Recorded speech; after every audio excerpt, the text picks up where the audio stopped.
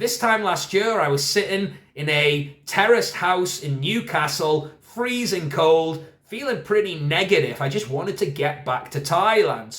Hey there guys, what's happening? It's Mike here, and in this video, I'm going to be covering some frequently asked questions that you guys have asked all about the Phuket Sandbox scheme and the Thailand Pass. Now, the majority of these questions are being taken from the comments of my previous videos and also taken from my Facebook group, which you can join by clicking the link in the description to this video. With that said, guys, let's get started and start going over the frequently asked questions about the Phuket Sandbox scheme and the Thailand Pass.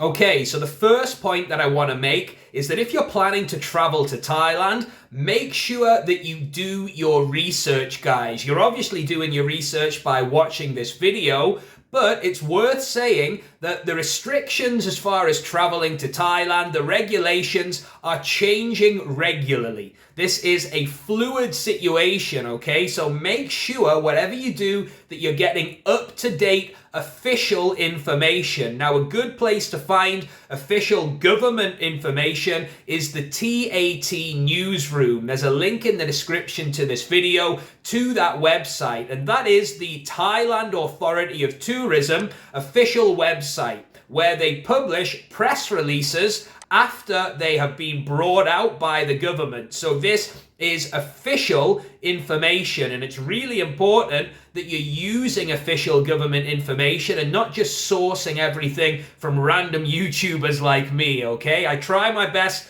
to keep up to date with the situation, but like I say, it's ever changing. What's true today might not be true tomorrow. So make sure that you're cross-referencing everything that you see on YouTube with official government sources. With that said, guys, let's dive straight into the questions. And if I look down to my left-hand side, it's because I got the list of questions down here on my laptop. And the first question is, can you leave your hotel room during the 7 days of the Phuket Sandbox? And the answer is yes, you can. Once you arrive into Phuket, you will get a PCR test at the airport. You'll then travel back to your hotel in a booked cab, a booked taxi cab that you've got to pre-book. And once you get your negative PCR test from the airport back, you're free to explore Phuket as you like, all right? And there's plenty of exploring to be done on this amazing island. So you can leave your room as soon as you've got your negative PCR test result back. And for me, when I arrived last year, that took about 6 hours. I got to the hotel, went to bed and woke up, and I was free to travel around Phuket. So once you've got your negative test result back, you're free to travel around. Question number 2, can I book a hotel for only one night? And the answer is no. The Test and Go scheme has now been cancelled until further notice. So currently, if you want to come to Thailand, you have to book a hotel in Phuket for the Phuket Sandbox for 7 nights. Or if you're going to Bangkok for the AQ quarantine, if you're not vaccinated, you need to book that hotel for 10 nights, okay? So for the Phuket Sandbox, you need to book the hotel for 7 nights. Next one. Can I book different hotels for the 7-day period? The answer, unfortunately, is no. You need to stay in the same hotel and have the SHA booking for that particular hotel to upload for the Thailand Pass for 7 days. So you can't stay in multiple hotels. Next question, can I transit in BKK in Bangkok? And the answer is no. Your flight into the Phuket Sandbox must be from outside of Thailand. So you're not allowed to transit in Bangkok or for that matter anywhere else in Thailand. When you land in Phuket, the last port that you were in has to be outside of Thailand. Next question. where do you take the first PCR test? I think I touched on that already in the answer to one of the previous questions. Your first PCR test upon arrival to Phuket is taken at the airport, all right? And your second PCR test, you're going to need to book that on the Thailand PCR test website. I'll also put a link in the description to this video for that website. The second one can be taken at a variety of places around Phuket, or a variety of test centers. So I recommend you book one close to your hotel. Next question. How long does it take to get the PCR test results back? And again, I touched on this in one of the previous answers. It took me about 6 hours. I've heard stories of it taking up to 24 hours, but most people say that it's between 6 to 12 hours. So you arrive in Phuket, get shuttled to your hotel, and between 6 to 12 hours is usually what it takes to get the first PCR test back. Next question. Can proof of COVID recovery be used in replacement of a vaccination certificate? And the answer for that is no, okay? The only way to travel to Phuket is if you are double vaccinated and you can show proof from your relevant medical authority in your home country that you've had both vaccines. So proof of recovery is not valid for the Phuket Sandbox. You need to show both vaccine certificates. Next question. Can I book my hotel through Agoda? The answer is yes, you can book your hotel through Agoda. Personally, I recommend that you do it on the official Shah Hotels website. The reason being, the information on Agoda might not be 100% accurate, okay? Some of the hotels might not have updated it. However, on the official Shah Hotels website, again, I'll put a link in the description to this video for you to access that. That is up to date and ready to go. So if you book on that website, you know you're going to get the right sort of hotel for the Phuket Sandbox. Whatever it is that you want, it's going to be available on that official Shah Hotels website. Okay, so make sure you book it from there. I personally would recommend that over Agoda. Next one. How far in advance of my trip should I apply for the Thailand Pass? Now, the official answer, you can apply up to 90 days before, but that would be completely pointless because the rules could change next week. Okay, I would recommend that you apply for your Thailand Pass about 2 to 3 weeks in advance of your arrival to Thailand. Now, like I say, you could do it 90 days in advance, but what would be the point? Things could change like we've seen. The test and go scheme got scrapped and lots of people were left wondering what was happening. So I would recommend between 2 to 3 weeks in advance of your trip to Thailand is when you apply for your Thailand Pass. Next question. Do I need to book a return flight?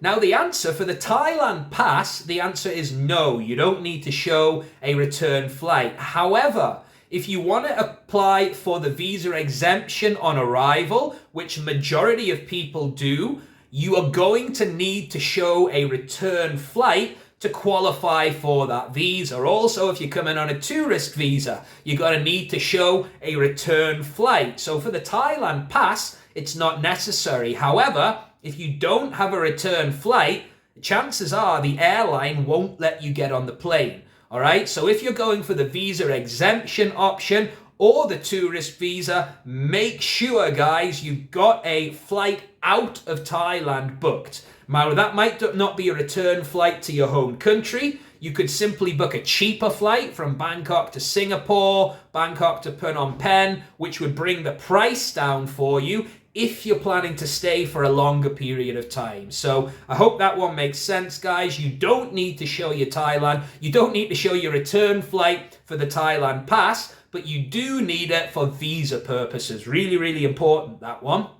Next question. Where are the best places to stay in the Phuket Sandbox? Now, I've made a video specifically about this topic, which I'll link in the description to this video. I'll also put a card So you can click on there at the top of this video to watch the previous video about the best places to stay. But in general, the busy places right now are Patong. That's really bustling. I was down there the other day. People all over the place, really busy. Lots of places open. Party scene seems to be back to normal, although they are closing early now. So Patong's a good place if you want the party vibe. My personal favorite, I've just got back from the beach there actually, is Rawai. Now there's plenty of going on in Rawai, lots of nice restaurants, lots of good places to stay. Naihan Beach is absolutely stunning. Promtep Cape is on the southern tip of the island. So all of these places are in the Rawai area, and that would be my recommendation. If you want a nice chilled out beach holiday, get yourselves to Rawai, guys. You won't be disappointed. Next question, a couple more left. How long does it take to process the Thailand Pass? Now, how long is a piece of string? I've heard of people being approved in literally 5 minutes, but I've also heard of people having to wait up to 2 weeks to get their approval. So I can't give you a definitive answer on this one, guys. It's different people telling me different things. However, if you want somebody to actually take care of the application process and guarantee a fast approval, I would recommend Trunk Travel as a great agency who can take care of it all for you. There's a link in the description to this video as well for you to apply for their services, or you can just visit bit.ly/enter Thailand, and they can take care of the whole application process for you for a small fee.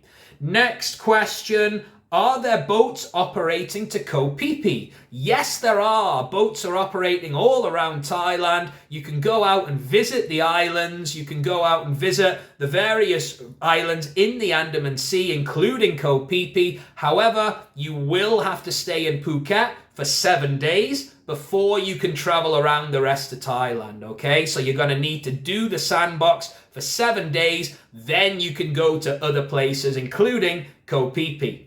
And the last question, is traveling to this Phuket Sandbox really worth the hassle? Well, in answer to this question, I can only give you my personal opinion. I made a full video on this, which you can check out if you click the link in the top corner of this video. But for me, yes, it was 100% worth the hassle. Now, I came back here to live long term, and for me, all of the paperwork, this time last year, I was sitting in a terraced house in Newcastle, freezing cold, feeling pretty negative. I just wanted to get back to Thailand. So for me personally, I was prepared to jump through those hoops. I was prepared to do whatever it takes. But, you know, if you just want to come for a week or 2 weeks holiday, you know, you do have to consider that there are a lot of hoops to jump through. For people in Europe, it's a long way to travel. The regulations are changing all the time. A lot of people are saying they're just going to Spain or Turkey because it's easier. So I can't answer that question for you. But for me, it was well worth it. Being back here in the beautiful country of Thailand was well worth jumping through all that red tape. So guys, there you have it. 14 questions about the Thailand Pass and the Phuket Sandbox. I trust that you found this valuable, and if you're coming to the Phuket Sandbox, I really hope that this video answered some of your questions. With that said, guys, if you want to connect with me and other expats and digital nomads in Thailand, you can join my free Facebook group, Thailand Expats and Digital Nomads. There's a link in the description to this video for you to join today. As always, guys, I hope you've enjoyed the video. Thanks for watching, and I'll see you in the next one.